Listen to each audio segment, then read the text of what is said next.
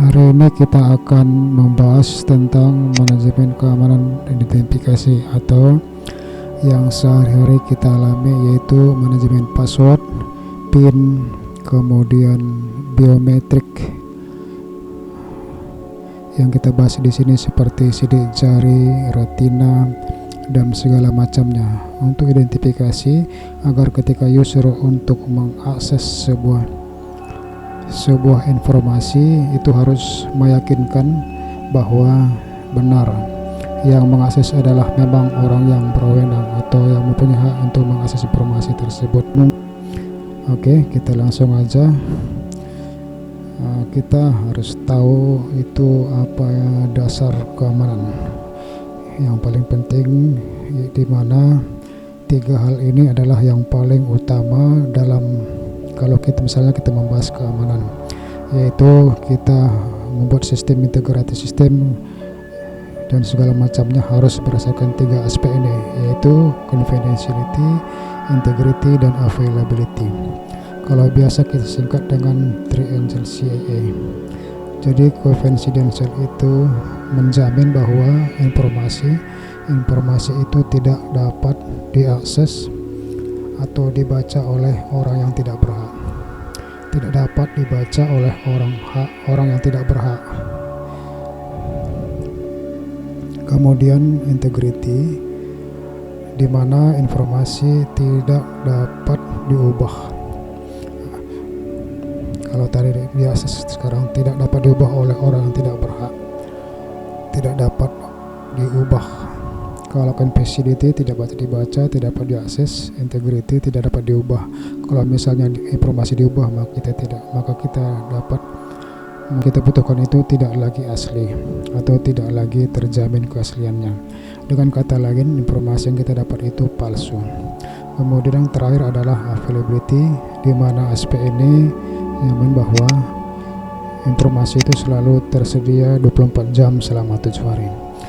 Begitu terus setiap minggunya. Jadi ketika kita mau akses sebuah informasi, kita terjamin bahwa informasi itu kita dapat. Biasanya misalnya servernya down, tidak dapat diakses, itu kita dalam sistem tersebut tidak menjamin aspek availability, karena tidak informasi yang dapat kita dapatkan. Misalnya Twitter down, Facebook down, ketika kita masuk kita tidak dapat informasi yang kita butuhkan saat itu adalah aspek availability. Jadi perlu dilihat kembali bahwa tiga aspek ini yang harus terjamin. Kemudian kita lanjut ke tentang kebijakan tentang access control. Jadi di perusahaan, di pemerintahan atau dimanapun harus ada namanya kebijakan tentang access control. Access control yang dimaksud di sini adalah bagaimana suatu tindakan untuk mengizinkan atau tidak mengizinkan, tindakan untuk mengizinkan atau tidak mengizinkan, dan membatasi penggunaan dalam mengakses sebuah sistem, sumber daya atau informasi tertentu. Jadi misalnya kalau memberikan sebuah password, kita termasuk memberikan sebuah access control. Jadi memberikan izin kepada orang atau tidak mengizinkan kepada pengguna untuk mengakses informasi tertentu. Jadi pengguna harus seseorang yang benar-benar terpercaya dan memiliki identitas sebelum diberi hak akses tersebut terhadap informasi. Risiko dalam pemberian akses adalah ketidaknyamanan dan kehilangan informasi jika sampai disalahgunakan. Jadi oleh karena itu backup setiap hari kalau diperlukan. Apapun informasi itu perlu di backup setiap hari. Kemudian kontrol meliputi otorisasi, autentikasi, enkripsi, sistem monitoring, dan otomatisasi. Jadi kemudian menurut Calder and Watkins 2008 di jurnalnya, sesuai dengan standar organisasi menentukan access control, pendokumentasian yang jelas tentang access control. Jadi setidaknya ada SOP, standar operasional prosedur tentang access control dalam mengakses sebuah informasi dalam sebuah organisasi. Jadi tentang kebijakannya dan membatasi hak atas dari kebijakan yang telah dibuat. Jadi akses kontrol yang baik itu memperhitungkan berbagai risiko. Jadi ada namanya juga manajemen risiko, memperhitungkan berbagai risiko atau ancaman-ancaman yang ada. Kemudian dari ancaman yang ada itu diolah lagi bagaimana caranya kita melakukan mitigasi risiko. Kemudian terkait pengaturan akses kontrol harus selaras dengan atau berkaitan dengan tujuan bisnis yang dipakai oleh sebuah organisasi. Kemudian kebijakan tentang kontrol password. Ini yang paling sering disalahgunakan, baik kita sendiri pribadi ataupun orang lain. Jadi dalam organisasi disarankan memiliki sistem manajemen password yang menjamin dari kualitas password. Biasanya kita di Facebook, email dan segala macam kita akan diberikan pilihan untuk membuat sebuah password yang kombinasinya aneh-aneh. Harus ada karakter khusus, harus ada huruf besar, harus ada angka dan segala macam. Biasanya ini berbanding terbalik dengan sebuah organisasi, apalagi instansi pemerintah. Biasanya malah password itu terkesan apa adanya biar gampang diingat, dengan alibi bahwa kebanyakan orang-orang yang sudah berumur seperti itu. Jadi password yang baik itu adalah sebuah kombinasi huruf besar, huruf kecil, angka, karakter khusus, dan minimal jumlah karakternya. Biasanya itu 8 karakter. Jadi password juga selain kombinasi tersebut harus terenkripsi dan tidak boleh menyimpan plain text dan password. Jadi sebelum dikirim harus terenkripsi, jadi tidak ada yang bisa menyadap password yang kita pakai. Jadi jangan sampai dia berubah plain text biasa. Jadi kalau misalnya kita asesmen terhadap kebijakan tentang akses kontrol, ini adalah beberapa asesmen, dan juga ada asesmen tentang dokumen pendukung kebijakan kontrol password yang bisa kita gunakan untuk asesmen yang sesederhana saja yang kita pakai di organisasi masing-masing. Kemudian selain password, untuk mengidentifikasi seseorang yang memang berhak untuk mengakses sebuah informasi, yaitu yang paling umum kan password, tetapi banyak juga pola-pola yang digunakan untuk mengidentifikasi. Misalnya untuk mengakses sebuah informasi yang ada di handphone misalnya, itu kan kita butuh paling tidak password atau PIN. Ada juga HP-HP yang sudah bagus, bahkan HP Cina sekarang juga yang murah-murah juga sudah mulai banyak menggunakan atau hampir semua menggunakan biometrik. Biometrik adalah merupakan teknik autentikasi yang mengambil karakteristik fisik seseorang. Jadi secara fisik setiap orang kan mempunyai karakter yang berbeda-beda, makanya karakter itu yang diambil sebagai autentikasi. Jadi bukan cuma password. Ciri-ciri yang digunakan untuk membedakan suatu pola dengan pola lainnya. Ciri yang bagus adalah ciri yang memiliki daya pembeda yang tinggi, karena semakin tinggi pembedanya semakin bisa sistem membedakan yang mana yang berhak untuk mengakses, mana yang tidak berhak. Kemudian teknik biometrik yang sering digunakan dalam autentikasi biometrik yaitu pengenalan sidik jari. Itu umum sekali di setiap HP sekarang juga, bahkan hampir semua HP sudah menggunakan sidik jari. Jadi menggunakan teknik yang paling efektif, akan tetapi untuk mempertahankan tingkat kemenangan tinggi, setiap orang mempunyai sidik jari yang paling tidak itu berbeda semua. Jadi sensor sidik jari dapat diletakkan pada mouse, biasa untuk di perusahaan, biasanya untuk mengakses sebuah komputer. Pintu juga sudah banyak digunakan, bahkan rumahan, bukan cuma organisasi, rumahan juga sudah banyak menggunakan sidik jari untuk membuka pintu. Pengenalan sidik jari dapat dikembangkan lebih lanjut untuk pengenalan telapak tangan, karena setiap orang mempunyai telapak tangan yang berbeda-beda juga. Banyak juga kita lihat, sering kita lihat di film-film action detektif luar negeri, action luar negeri itu sudah menggunakan. Itu bukan fantasi ya, itu memang benar-benar bisa dikembangkan. Jadi kalau misalnya tadi ciri sidik jari yang diambil, kalau misalnya untuk telapak tangan, itu cirinya berupa lengkungan, jumlah garis, dan ukuran telapak tangan. Kemudian ada juga pengenalan suara, voice scan. Misalnya kita bisa membuat sebuah sistem yang dimana kita bisa mengkontrol sebuah rumah kita, tapi yang dikenali hanya suara kita. Jadi itu bisa juga digunakan untuk teknik biometrik, karena setiap orang hampir mempunyai suara yang berbeda-beda. Ya, teknik ini harus diperhalus untuk keperluan autentikasi, dan untuk keperluan non autentikasi sudah dikenal juga dalam dunia telekomunikasi, atau misalnya sekarang ada aplikasi juga untuk mengenal sebuah lagu. Aplikasi itu kita tinggal bisa sodorkan saja misalnya sebuah lagu yang kita tidak tahu judulnya, kita sodorkan saja, dia akan merekam beberapa detik untuk merekam lagunya, dia akan mengasih tahu kita judulnya apa, karena yang dideteksi adalah gelombang suaranya. Ketika dia cocok atau match dengan apa yang ada di database-nya, maka berarti lagunya itu juga yang bisa digunakan terhadap autentikasi dengan pengenalan suara. Jadi cirinya yang diambil amplitudo, frekuensi, nada, intonasi, dan warna suara. Kemudian ada juga pengenalan muka. Ini juga sudah banyak yang menggunakan pengenalan muka, merupakan teknik autentikasi lainnya yang akan mengenal muka seseorang dari hasil penginderaan kamera digital.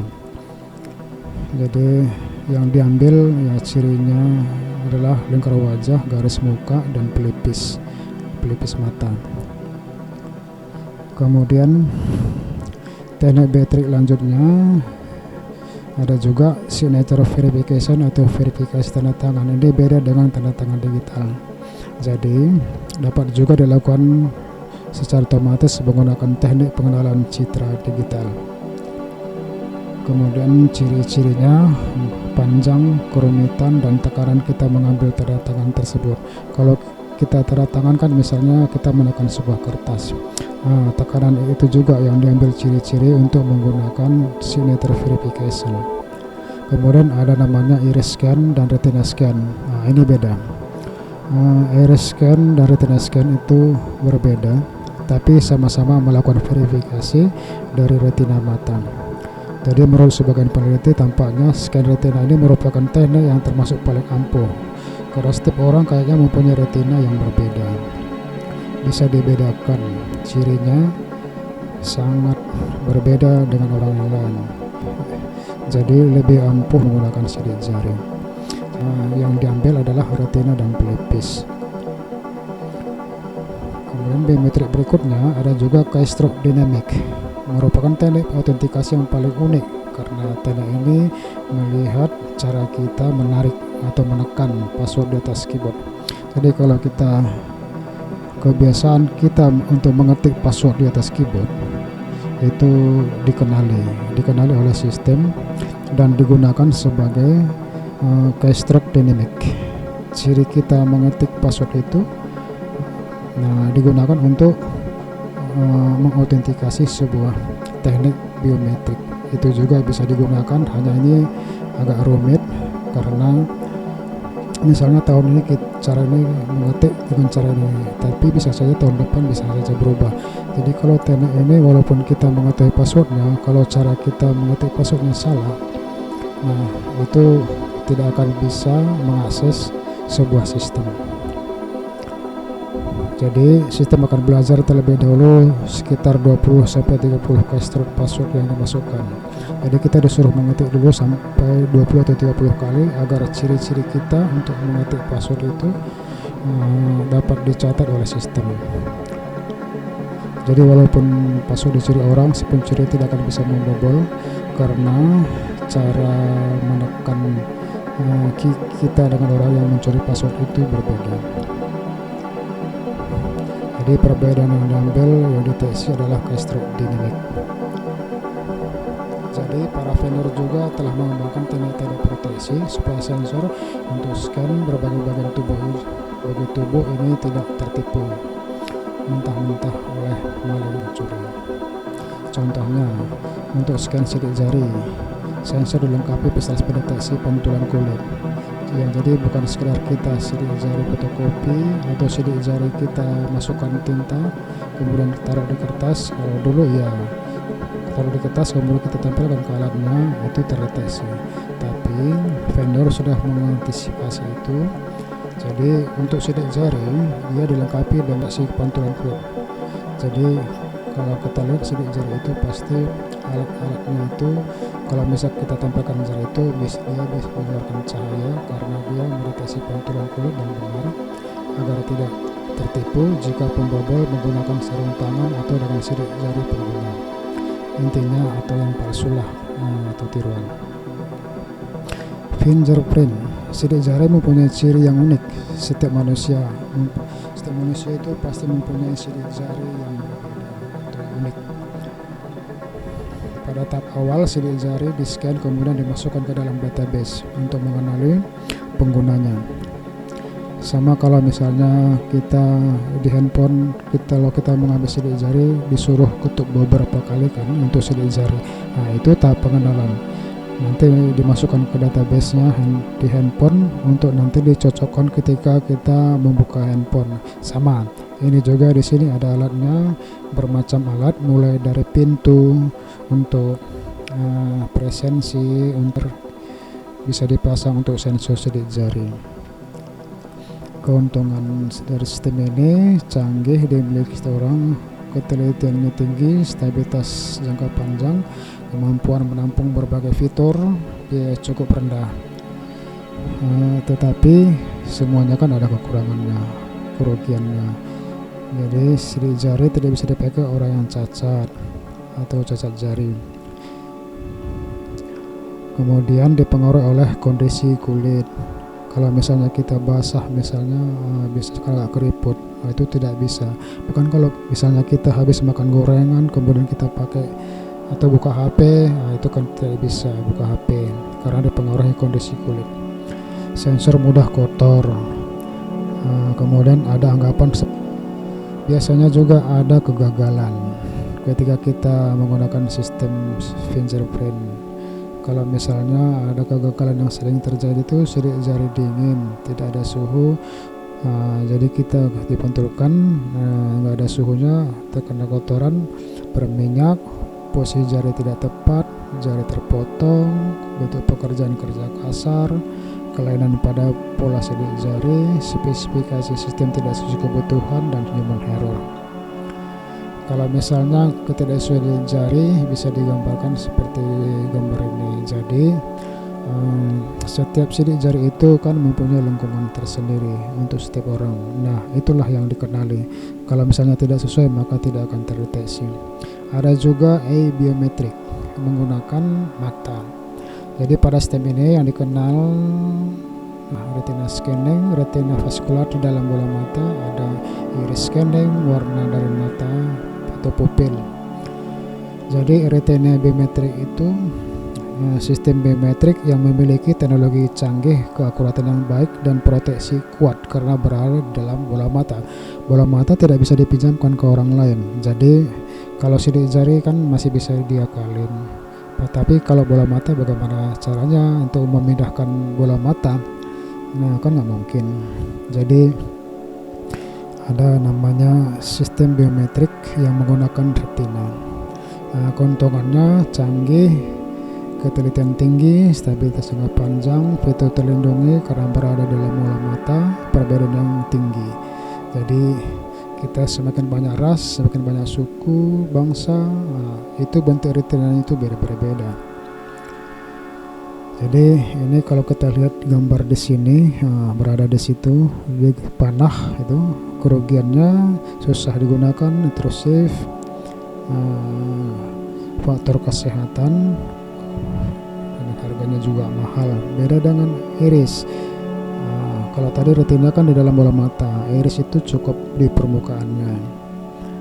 Jadi merupakan sistem biometrik dengan teknologi canggih, akurat, dan proteksi kuat. Berbeda dengan setiap ras, stabil, pola dapat diperoleh dengan jarak jauh 1 meter dan tidak perlu menempelkan di alat. Dia bisa mendeteksi 1 meter pun bisa. Keuntungannya canggih, ketelitian tinggi, stabilitas jangka panjang, proses scaling cepat. Tapi kerugiannya intrusif, mahal teknologinya, dan kalau misalnya kesehatan mata terganggu, sistem tidak bisa dipergunakan. Kalau kita misalnya glaukoma, maka itu tidak bisa digunakan. Ya, kurang lebih itu yang bisa disampaikan pada pertemuan hari ini. Kurang lebihnya nanti perhatikan tugas ya, bukan tugas ya, tapi semacam pemahaman materi, bukan tugas. Seperti biasa, kumpulkan di LMS dari materi tugas tersebut.